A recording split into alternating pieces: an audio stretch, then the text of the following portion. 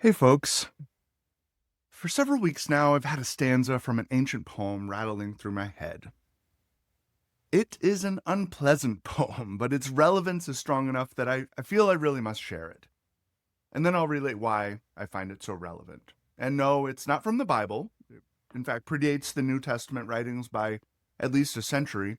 It's from Virgil's epic poem, the Aeneid, which serves as a mythical origin story of the Roman Empire. And in it, the Etruscan king Mezentius is depicted as consummately evil, and his willingness to scorn the gods and his delight in extreme cruelty is depicted in this stanza.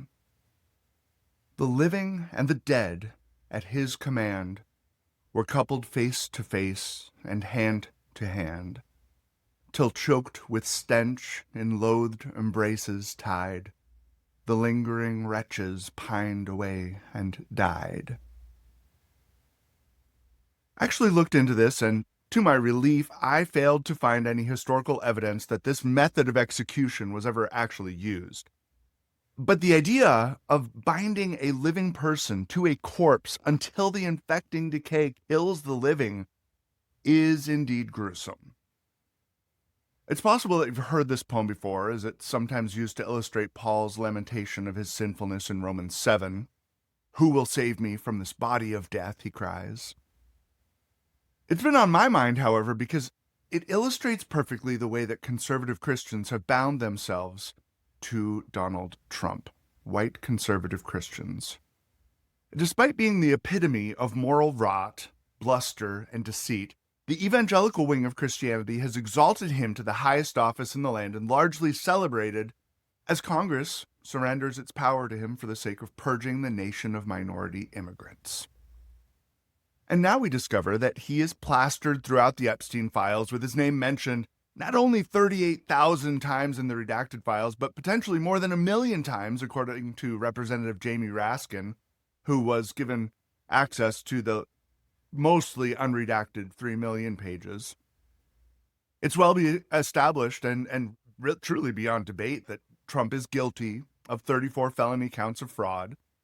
He's boasted of sexually assaulting women, bragged about walking in on young women and girls while they changed at his beauty pageants. And he's an adjudicated rapist who was also found guilty of defaming his victim, E. Jean Carroll. He's also been credibly accused of rape and sexual assault by at least 28 women, and now we've learned that Trump is accused in the Epstein files of sexually abusing children and even auctioning them off to his guests at parties. He's accused of murder by Epstein's brother, of ordering Epstein's death in jail. Trump denies those charges, and it is important to acknowledge that the files may contain information and reports that are potentially unfounded. Meanwhile, Trump's Department of Justice, historically an independent agency that Trump now controls actively, seems heavily invested in protecting Trump and refusing further investigation of any of the dozens and dozens of men exposed for organized pedophilic crime in its heavily redacted pages. While those many charges go uninvestigated, Trump's hyper-funded immigration and border control agents, whether ICE or DHS, wield unrestrained, unaccountable, and largely anonymous power to attack, gas, and even kill civilians. Their mission was allegedly to deport the worst criminals among those without legal documentation. Yet Trump's rhetoric and the agents' actions betray a deep xenophobic hostility toward people of color. Whether undocumented or immigrants here legally, such as those awaiting hearings for asylum claims, Trump's deportation machine casts a wide net, even in the face of judicial prohibition. The vast majority of those detained, arrested, and deported have had no criminal record. Even citizens of the United States have been detained in high numbers, sometimes for days. And the concentration camps in which our neighbors are held are understaffed, often devoid of medical care, unsanitary, overcrowded, and deadly, with 53 deaths taking place in Trump's second term so far. And reports of physical abuse are emerging, and sexual abuse.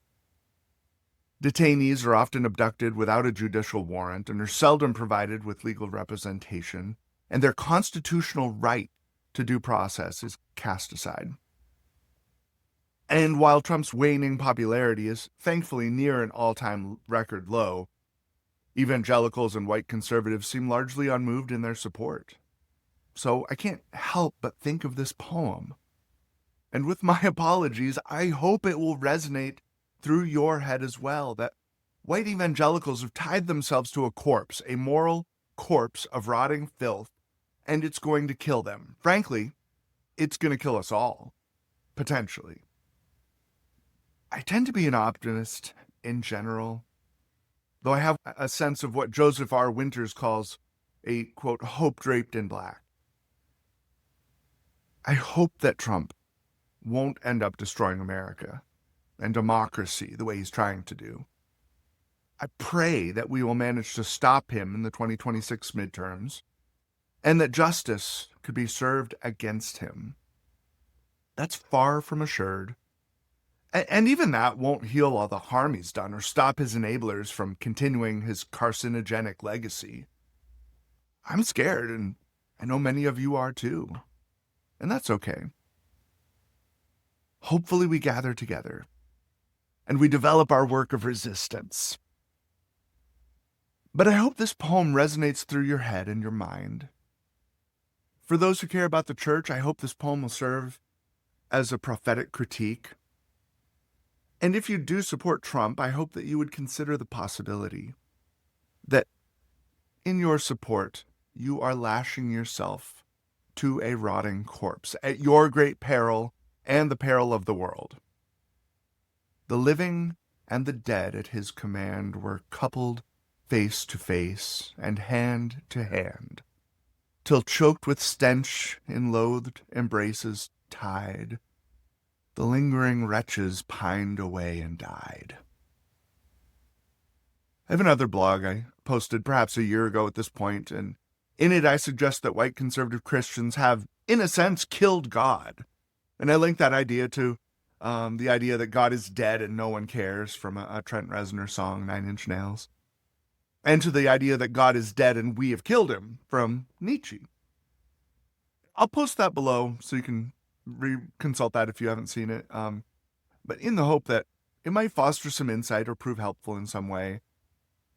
We are certainly facing the gruesome death of evangelicalism's puny God and impotent gospel. And I thank God for that. May the God of love and liberation arise from its putrid ashes. But in the meantime, there's no need to lash ourselves to this dying corpse.